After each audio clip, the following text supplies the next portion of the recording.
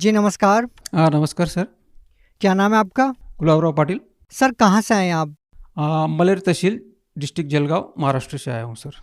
Sir संत रामपाल जी महाराज से नाम दीक्षा लेने से पहले आप क्या भक्ति साधना करते थे? संत रामपाल जी महाराज जी आने से पहले हमारे घर में जो रीति रिवाज थी पुराने की वो ही करते थे, जैसे कि गणपति पूजा, इसके बाद जो भी मतलब देवी देवता की पूजा, व्रत रखना, मतलब घर में बहुत भक्ति करते थे। खंडेराव की पूजा करना, वो खंडेराव को हर साल में वो बकरा मारते थे। वो एक हमारी देवी थी गांव में, वो देवी को भी बकरा मारना पड़ता था। मतलब ऐसी परंपरा की वो भक्ति करते थे। ये भक्ति करते करते हमारे जो घर में शांति सुख नाम की कोई चीज़ नहीं, हमारे 5 सदस्य हमारे सामने चले गए। सर हिंदू धर्म की पारंपरिक पूजाएं आप कर रहे थे, तो फिर आपको संत रामपाल जी महाराज से नाम दीक्षा लेने की क्या जरूरत आन पड़ी? सर ऐसी बात है, हम इतनी भक्ति करते थे, हमारी माता जी हमारे घर वाले इतनी भक्ति करते थे। हमारी माता जी जो 7 दिन में 6 दिन तो व्रत ही रखती थी, तो हम भी उनके पीछे पीछे वो सब करते थे, लेकिन कोई शांति नहीं, कुछ नहीं। इसके अलावा हमारे घर में कोई ना कोई बाधा आती थी। ऐसे ऐसे आती थी कि हमारे जो छोटा भाई था वो 4 साल का वो मर गया। इसके बाद मतलब छोटी बहन थी, वो 8 साल में वो मर गई। ऐसे इसके बाद हमारी और बड़ी बहन थी, वो 50 साल की उम्र में वो भी मर गई। तो हम जैसे जैसे हम बढ़ते गए आगे, मैं उम्र बड़ा हुआ तो मैं आर्मी ज्वाइन कर लिया। आर्मी में जाने के बाद फिर हमारे पिताजी को कैंसर हुआ, कैंसर में मर गए वो। तो मैं सोचा कि ये इतनी भक्ति करने के बावजूद भी आपने इतना कष्ट क्यों हो रहा है। हमारे सदस्य एक सदस्य हमारा घर से वो जा रहा है। फिर हमारे माताजी को बताया, मैं बोला भाई ये जो आप भक्ति कर रहे ये सही नहीं है। अपन इतनी भक्ति कर रहे फिर भी अपने ऊपर इतना कष्ट आ रहा है, फिर हमने ये भक्ति करके क्या फ़ायदा। फिर मैं सर जैसे मैं कोई मानता नहीं था, मैं नास्तिक कदार पे चला गया, मैं नास्तिक बन गया। मैं किसी को मानता नहीं था, या कोई इधर भगवान है या कोई मंदिर में क्या है। मैं सीधा बोलता था मंदिर में पत्थर है, कुछ देने वाला नहीं है। ऐसा मैं सबको बोलता था। घर वाले बोलते थे ये पागल हो गया, ये कुछ भी बकवास करने लग गया। तो सर आपने संत रामपाल जी महाराज जी से नाम दीक्षा क्यों ली, जब आपका भगवान से विश्वास ही उठ गया था? सर ऐसी बात है, धीरे धीरे मैं जब रिटायर हुआ, रिटायर होने के बाद हमारे पड़ोस में ही हमको एक ज्ञान गंगा पुस्तक दी। तो वो किताब मैं 10 रुपये में मुझे मिली। मैं बोला चलो देखते इसमें क्या है। मैं तो सब ऐसे मानते नहीं थे। फिर वो किताब मैं पढ़ने लग गया।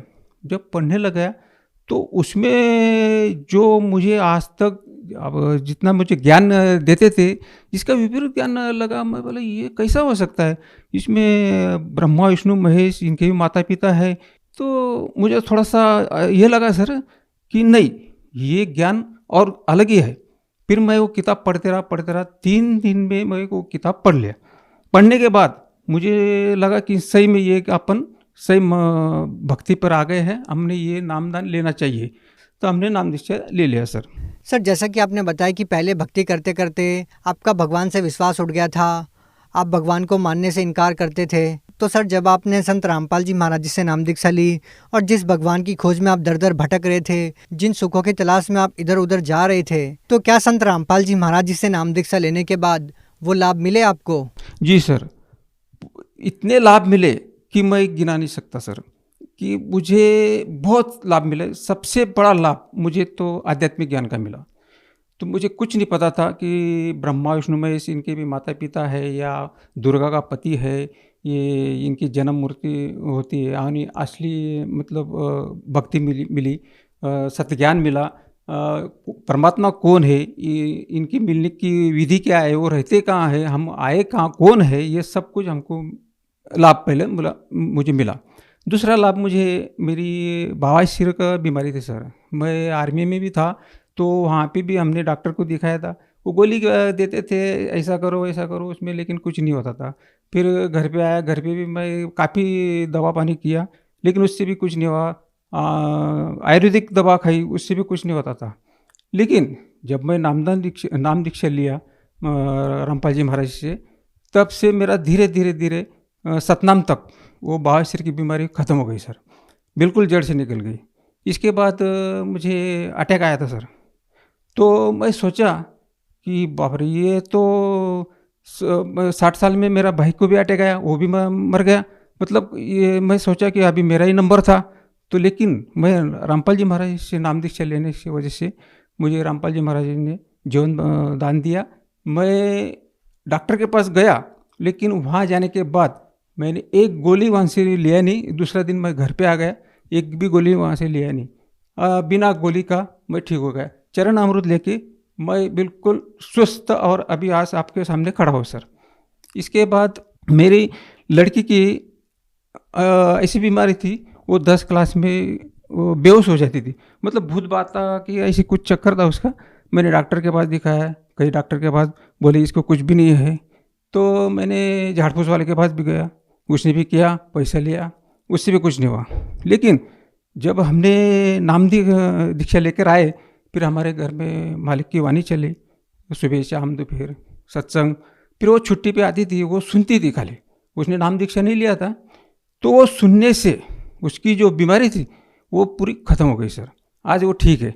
वैसे वो बिना नाम दीक्षा का वो बीमारी चली गई उसकी। इसके बाद फिर उसी टाइम हमारा लड़के का डस्ट का वो एलर्जी थी, वो हमेशा छिका मारता था, ये करता था। उसका ऑपरेशन भी किया, फिर भी उसका वो बीमारी ठीक नहीं होती थी। उसका भी वैसी हुआ कि वो जब रामपाल जी महाराज जी का सत्संग सुनता था, वो सुनने से, वो वाणियाँ सुनने से उसका भी वो बीमारी चला गया। इसके बाद मेरी लड़की की शादी हुई सर। तो शादी में मैं अभी, माँ बाप तो बहुत परेशान रहे थे, लड़की का दहेज देना। तो मेरा वो भार भी रामपाल जी महाराज ने उतार दिया, क्योंकि बिना दहेज के वो शादी मैंने किया। दहेज 1 रुपया दिया नहीं। इसके बाद शादी होने के बाद उसको 4 साल के बाद बच्चा पेट में रहा। तो उन्होंने टेस्ट किया, वो ब्रेशर में उनकी एक गांठ थी। वो गांठ जब चेक किया तो उन्होंने, डॉक्टर ने बताया कि कैंसर है। तो जैसा वो कैंसर का बताया तो दोनों रोने लग गए वहाँ दवाखाने में। फिर मेरे पास फ़ोन आया लड़की का कि ऐसा ऐसा है पापा कि मुझे तो कैंसर बता दिया, आणि मेरा अभी 2 महीने का बच्चा है, क्या करें।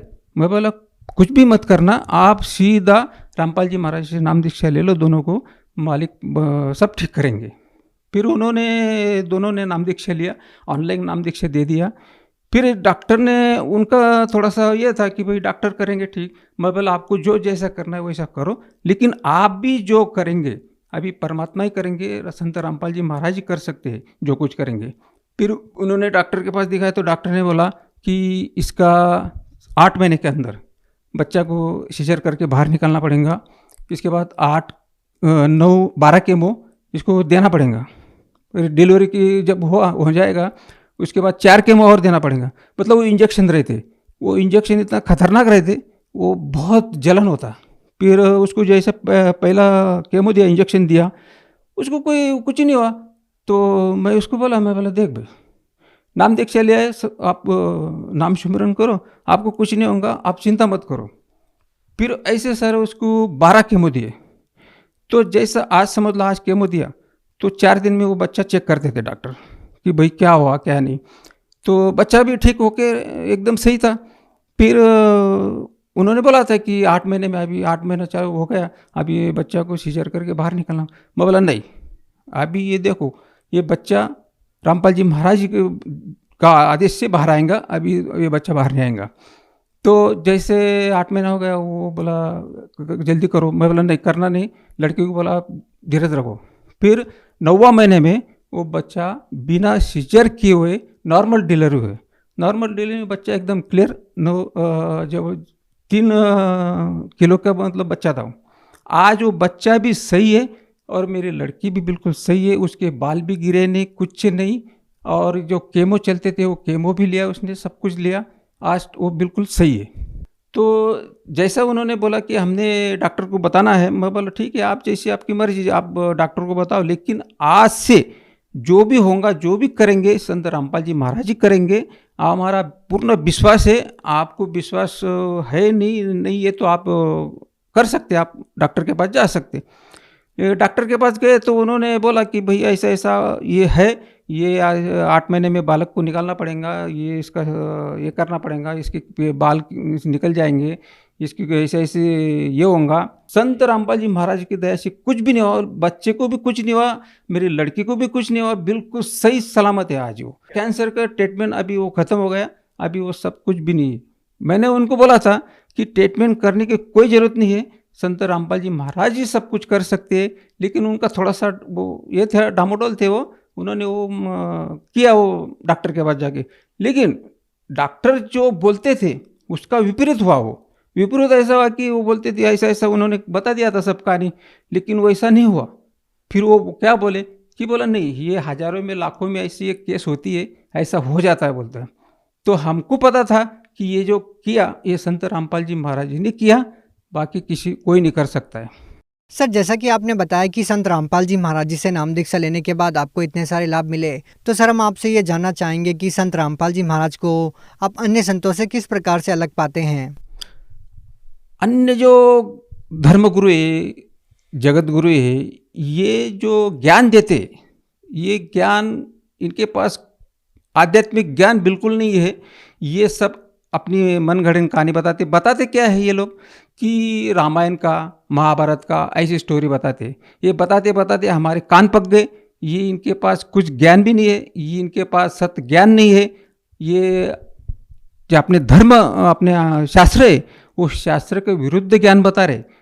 और हमारे जो रामपाल जी महाराज जी अपना शास्त्र से ज्ञान बताते। शास्त्र जो अपने जितने भी धर्म ग्रंथ है वो एक एक एक खोल करके बता रहे।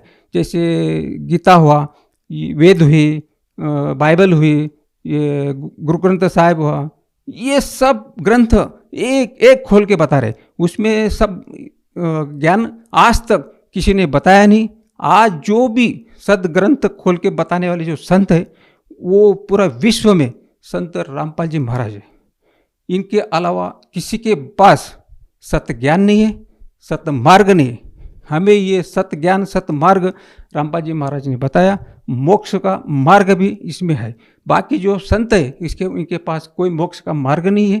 ये सब अपनी ऐसी मर्जी बता रहे हैं। सर, आप भगत समाज को क्या संदेश देना चाहते हैं? मेरा भगत समाज को या जगत को ये संदेश है कि आप ठीक है, जो भक्ति आप कर रहे हैं वो आपकी भक्ति ठीक है, लेकिन वो भक्ति अधूरी है। अधूरी कैसी है? आप शास्त्रानुकूल भक्ति नहीं कर रहे। इसके वजह से आपको जो लाभ होना था वो लाभ नहीं हो रहा है। आपके एक एक ऐसे ऐसे कहर टूट रहे हैं। आपके आर्थिक, शारीरिक, भौतिक कोई लाभ नहीं मिल रहा है। और ये भक्ति जो संत रामपाल जी महाराज जो बता रहे, ये शास्त्रानुकूल भक्ति है। ये भक्ति से आपको लाभ भी मिलेगा। मालिक तो बोलते हैं, संत रामपाल जी महाराज बोलते हैं कि मैं तो ये लुंगे में दूंगा, यानी कि फ्री, आर्थिक, शारीरिक, भौतिक ये लाभ तो फ्री में दूंगा। लेकिन जो सबको अपने को आज सबको एक रोग लगा है, वो जरा और जवरा, यानी जरा यानी बुढ़ापा और मरण, ये जो रोग है इनसे अपने को निपटाना है। और ये निपटाने के लिए संत रामपाल जी महाराज आए हुए हैं कबीर साहब के रूप में। पुस्तक लो, ज्ञान गंगा, जीने की राह, वो मंगाओ, किताब पढ़ो। और आज सब समाज पढ़ा लिखा है, सब जानते हैं। पहले कैसे अनपढ़ लोग थे, वो जैसे बताते थे वैसे वो करते थे। इसके बाद जो भी जिसने भी नाम दीक्षा लेना है, संत रामपाल जी महाराज से नाम दीक्षा लो और अपना मानव जीवन इससे मोक्ष का पालो। जो व्यक्ति संत रामपाल जी महाराज जी से नाम दीक्षा लेना चाहते हैं, वो उनसे नाम दीक्षा कैसे प्राप्त कर सकते हैं? संत रामपाल जी महाराज ने बहुत दया की है। हर जिले में, हर स्टेट में, हर जिले में नामदान खोल रखा है। आज पूरा विश्व में संत रामपाल जी महाराज ने नामदान खोल रखा है। कई चैनल पे संत रामपाल जी महाराज के सत्संग आते, उसमें एक पट्टी चलती, उसमें नंबर आते। वो नंबर आप फ़ोन करेंगे तो वो आपको बताएंगे, जो जहाँ भी आप हैं वहाँ का नामदान, नज़दीक का नामदान सेंटर का आपको नंबर दिया जाएगा। वहाँ आप जाके अपना नामदान ले सकते हैं और अपना जीवन कल्याण कर सकते हैं। जी, बहुत बहुत धन्यवाद। सत्य